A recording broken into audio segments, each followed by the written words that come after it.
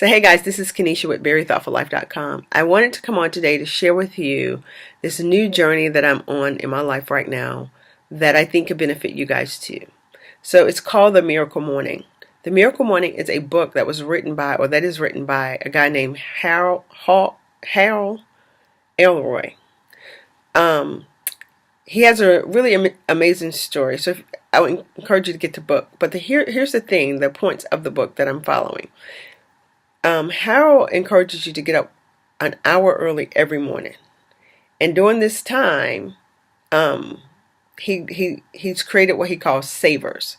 So savers stands for S is for silence, A, affirmation, V is for visualization, E is for exercise, R is for reading, and S is for scribing or writing. So every morning for the last, I think it's been 6 mornings for us now. Maybe, so 6 for me, 5 for the family. We've been getting up every morning at about 5:15 at the latest. Sometimes I let the kids sleep to 5:30. And I let them do that because the first few mornings I was doing it the exact order. I would wake up in the morning, I would have my quiet time. For me, quiet time looks like prayer. So I would pray for as long as I wanted, but then I would set my timer to do meditation for 10 minutes. For me, meditation is focusing on like God and thank yous. I personally don't believe you can empty your mind, and even if you can, like, I'm not interested in emptying my mind. For me, meditation is my time. It's just a deeper time of prayer. It's my quiet time. It's helping me to quiet my mind, to start my day, to set my focus. And then I have a time where I just literally try to be quiet, to hear from God. And one of the things I say is, okay, Lord, download into me what you would have me to have today. So to share with you guys, one of the things that I've recently asked God is that to help me to be a millionaire. And I know for many people, you'll think like that's a lofty goal, or like, why would you ask God to help you be a millionaire?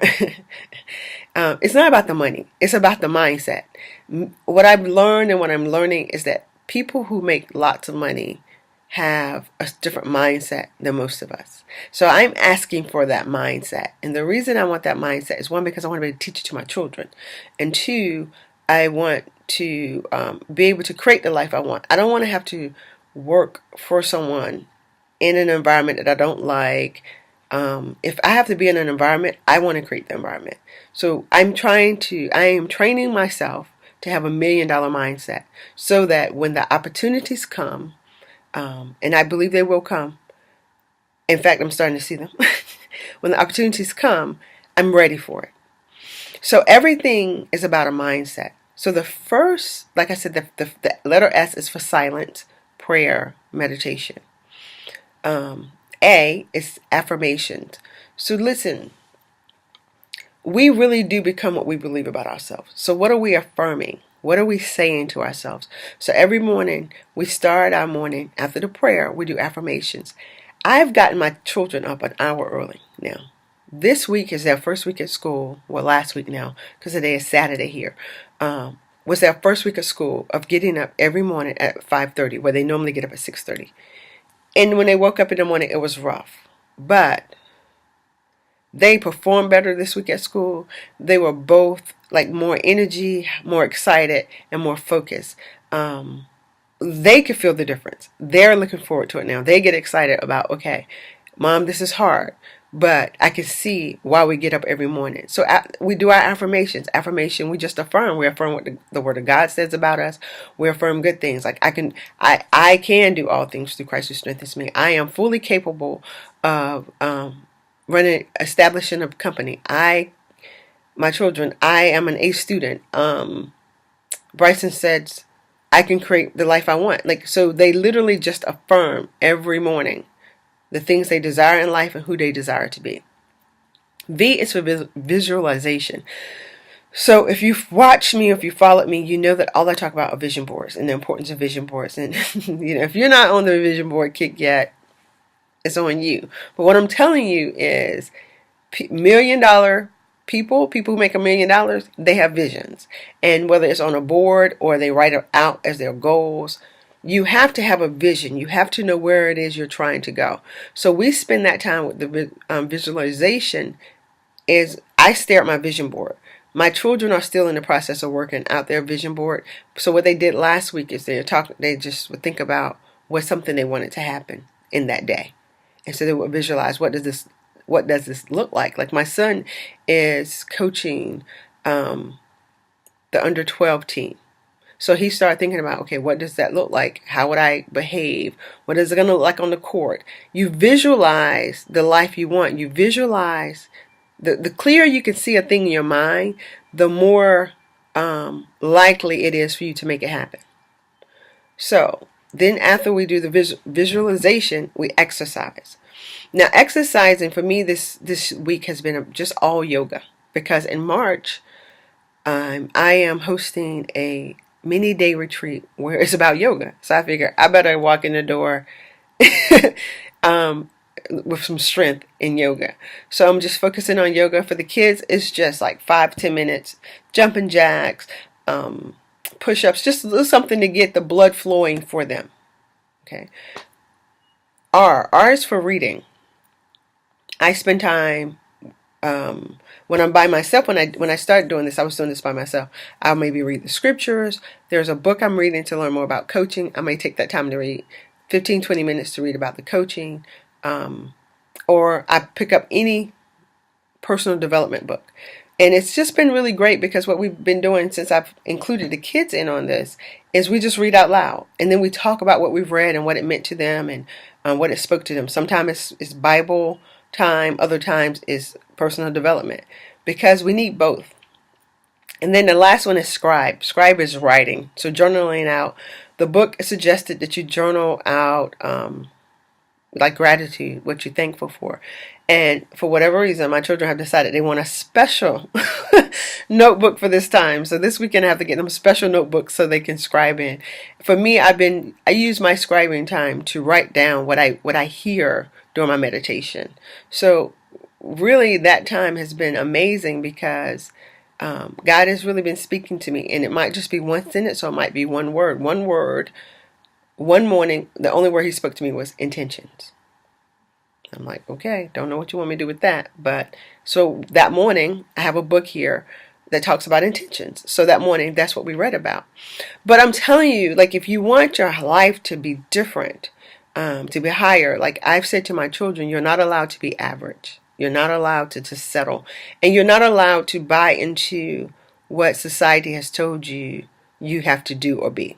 And what I mean by that is, graduate from high school, go to college, get a good job, work this job for 20 years. No, they're not allowed to do that. What they are allowed to do is gain the information they need from that journey, from going to college or university, to build the life they want. But it's not. They don't get to drift in life. They don't, because I drift. Simply because I didn't know. No one had taught me or trained me how to think at a different level than just do the routine norm, to do the thing that everybody taught us to do. So now I've learned all these things, and my children are young, and I've taught them. One, Bryson and Brianna are very aware of what their spiritual gifts are. I believe that God gifts us with a gift from the time we're born. As Christians, I believe that the moment we become Christians, then it's like the light switch goes on. So now my gift is fully connected to God, and He can guide me. But many of us have the gift, are connected to God, but we're not aware of the gift, and we're not aware how to use it. So I've already helped them see what their gifts are and how to use their gifts. Bryson has a gift of leadership. He always had it. I've always saw it. I teach them how life is always preparing them, that they are not like just going through life. So right now, Bryson has major knee problems. Like he's had an MRI, and we got to get physical therapy. He cannot play basketball. So he was kind of in a downward place, because feeling emotionally down, because he said, I feel like the thing that I want to do most, like God has taken it from me. And he doesn't want to do basketball as like an NBA star, but right now he wants to do basketball. And he had started working at the beginning of the year, or at the end of last year, on getting his game better. But then his knees just start hurting him really bad. And I'm sharing this story because I want you guys to be able to help your children understand and see that God uses everything. So right now he can't play basketball, but he's been gifted with the opportunity to coach basketball. And I'm helping him see, Bryson, your natural gift, the gift that God has blessed you with, the biblical gift is leadership. If you're coaching 12-year-olds and you're 14, you're practicing your gift of leadership. And he goes, oh, so this is not a wasted time for him. So he's learning basketball at a whole different level, at a different mindset. So he's learning the game, he's studying film so he can teach it. And when you learn from a place where you can teach, it becomes a part of you. So this is that time for him. So prayerfully, and we're praying for healing, and one of his affirmations is, I am healed and whole and I can play basketball again. But until his knees are healed, he can still tap into the gifts that God has given him. So I want you to help your children see that. See every part of life as God is using it to develop them into who it is that they're going to be. Help them see their gifts. Help them tap into who they are. Same thing with Brianna. Brianna has a gift of leadership, but she also has the gift of creativity. And she has the gift of, Brianna can connect with people. So we're always helping her see what that is. But I will share this with you too. Brianna had a very hard time her 4th and 5th grade year here in China. She was bullied, and emotionally it shut her down. But we went through the emotional healing exercises that I often take my clients through. If you've been to my Woman's Healing Journey workshop, it's one of the exercises in the workshop. And she and I, we worked through that thing for a couple of days. And then she just started putting it into practice. She is so different this year because her heart used to be shut off. She was angry all the time. She was mad. She saw the world as a negative place. But now I'm getting my daughter back. Like she's lighthearted. She's loving. She's affectionate. She's happy. And she sees it. And she says, like, Mom, people are nicer to me now. And her friend said to her, it's because you're nicer. So what I'm telling you guys, it is that first and foremost, the things I teach, they work. And they work not only in like other people's lives, my family uses this. But the other thing I want you to get is like, if you want to do better, if you want your life to be more, if you want to make more money, have better relationships, feel more spiritually connected to God, walk in your purpose, you got to change your mind. Like you got to shift your mentality.